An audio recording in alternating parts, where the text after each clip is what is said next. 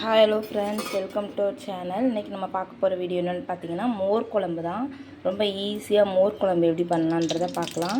அதுக்கு கொஞ்சம் போல் எண்ணெய் ஊற்றிருக்கேன். கல் காயட்டும். எண்ணெய் நல்லா காஞ்சிருச்சு. இந்த ஸ்டேஜில் ஒரு ஸ்பூன் அளவுக்கு கடுகு சேர்த்துக்கலாம்.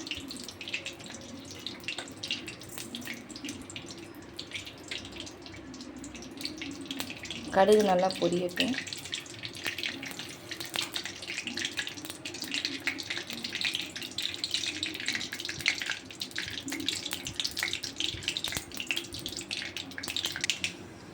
கடுகு நல்லா பொரிஞ்சிருச்சு. இப்போ நம்ம வரமிளகா சேர்த்துக்கலாம். கருவேப்பிலை சேர்த்துக்கலாம். ஒரு அரை வெங்காயம் கட் பண்ணி வச்சுருக்கேன், அதையும் சேர்த்துக்கலாம். நல்லா வதக்கிக்கலாம்.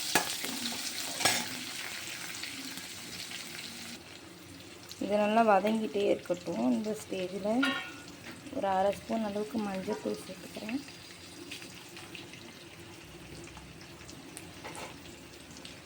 ஒரு ஸ்பூன் அளவுக்கு பெருங்காயத்தூள் எண்ணெயிலேயே சேர்த்துக்கலாம். சேர்த்து நல்லா வதக்கலாம்.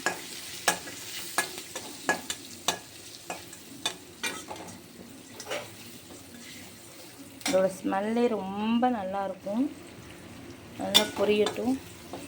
நல்லா பொரிஞ்சு வந்ததுக்கப்புறம் ரொம்ப வதங்கணும்னு அவசியம் இல்லை மோர் குழம்புக்கு.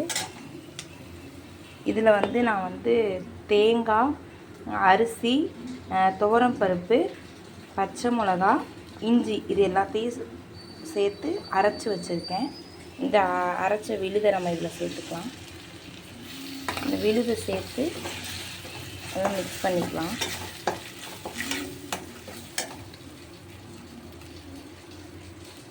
நம்ம இந்த எடுத்து வச்ச கப்பிலே கொஞ்சம் போல் தண்ணி சேர்த்து நல்லா கொதிக்க வச்சுக்கலாம்.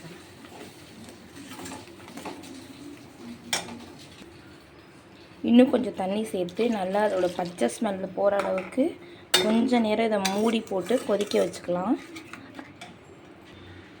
கூடவே குழம்புக்கு தேவையான உப்பு சேர்த்து மூடி வச்சிடலாம். ஒரு 10 நிமிஷம் கொதிக்கட்டும். அதுக்கப்புறம்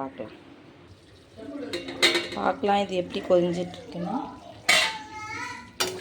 பாருங்கள், நல்லா கொதிஞ்சிட்ருக்கு.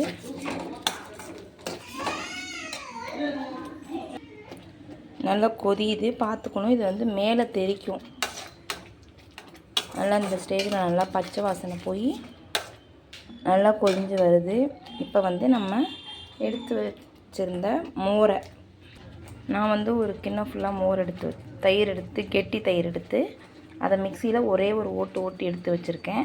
இதை நம்ம இதில் சேர்த்துடலாம். மோர் சேர்த்துட்டு ரொம்ப நேரம் கொதிய விடக்கூடாது. சும்மா ஒரு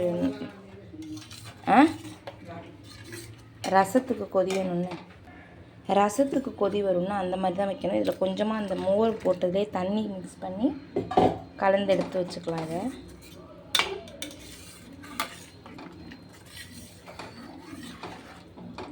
ஆனால் இந்த திக்னஸ் இருக்கணும், பார்த்துக்கோங்க. இந்த திக்னஸ் இருந்தால் தான் குழம்பு நல்லாயிருக்கும்.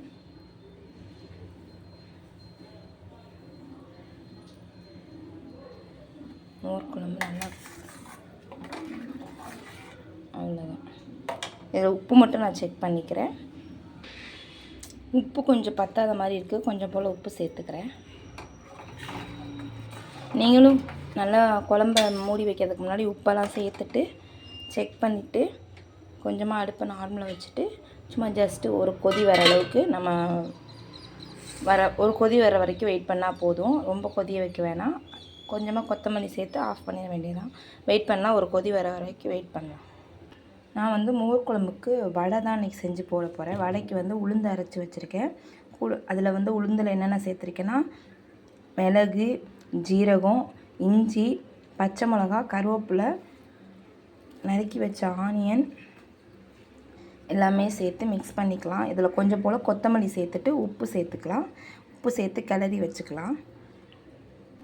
குழம்பு எப்படி இருக்குன்னு பார்க்கலாம். பாருங்கள், நல்லா முறை கட்டுற ஸ்டேஜ் வந்துருச்சு. இந்த ஸ்டேஜில் கொஞ்சமாக கொத்தமல்லி சேர்த்து நம்ம அடுப்பை ஆஃப் பண்ணிக்க வேண்டியதான்.